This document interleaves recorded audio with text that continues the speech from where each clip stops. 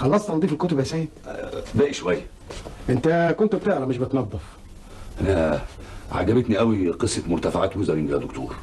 ليه يا سيد؟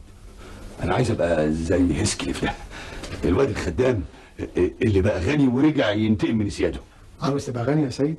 يا سلام، يا سلام لو كسبت البريمو 5000 اهيف ابقى بيه.